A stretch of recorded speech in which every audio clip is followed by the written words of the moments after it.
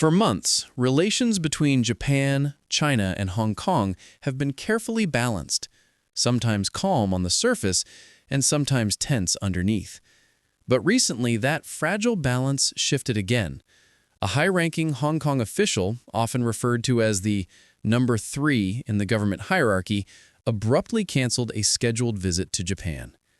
Officially, the explanation was brief, but behind the scenes, diplomatic signals suggest a much deeper story.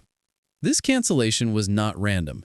It came shortly after remarks made by Takaichi, Japan's Minister of Economy and a political figure known for her firm stance on China. Her comments on Hong Kong governance and China's policies were seen by Beijing as provocative, even disrespectful. Beijing responded strongly, expressing its opposition. And now, Hong Kong's withdrawal from the planned visit appears to echo that stance. This situation isn't just about one visit being canceled. It reflects a long-running and increasingly visible political tension between Japan and China, a rivalry shaped by history, power, and international positioning. Hong Kong, once known for operating semi-independently from mainland political disputes, is now clearly positioning itself closer to Beijing's diplomatic strategy. To understand the significance of this moment, we need to step back and view the regional picture.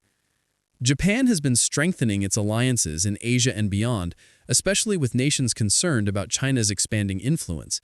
At the same time, Tokyo has been vocal about political developments in Hong Kong, especially since the implementation of the national security law. For China, Japan's involvement is seen as interference. For Japan, it is framed as concern for democratic values and regional stability. These competing narratives have made East Asian diplomacy increasingly fragile. So, when Takaichi made her latest remarks about Hong Kong, Beijing did not treat it lightly. And it appears Hong Kong didn't either. By withdrawing from the visit, Hong Kong is sending a clear message. The message is that criticism of its political system, its governance, or its alignment with Beijing will not be ignored or tolerated at the diplomatic level. What makes this development particularly interesting is timing. Hong Kong has been trying to rebuild economic and tourism ties with international partners after years of pandemic restrictions and political turbulence. Japan is one of the key players in that recovery effort.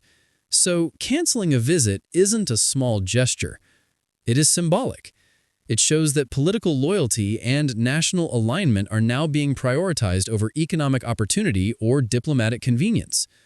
For Japan, this cancellation will likely be viewed as a calculated political response directed by Beijing rather than Hong Kong acting independently.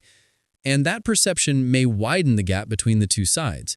Japan may feel that engaging with Hong Kong is now more difficult, more politically sensitive, and more influenced by Beijing than ever before. On the Chinese side, however, the reaction appears confident.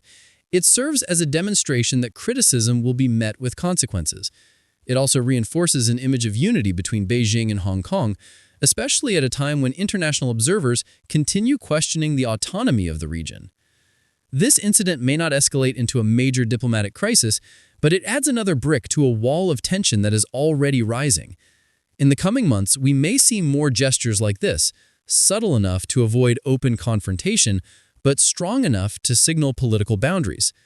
The cancellation of a trip might sound small, but in diplomacy, nothing is ever truly small. Every action sends a message, and the message here is clear. Hong Kong is aligning itself firmly with Beijing's foreign policy stance. Japan's criticism will not go unanswered, and the political chessboard of East Asia remains as active, unpredictable, and strategic as ever. As observers, one question remains. Is this the beginning of yet another diplomatic cold front between Hong Kong and Japan, or just a temporary reaction in a long and complicated relationship? Only time will tell. But one thing is certain, the landscape of Asian geopolitics is shifting again, and every move now matters more than ever.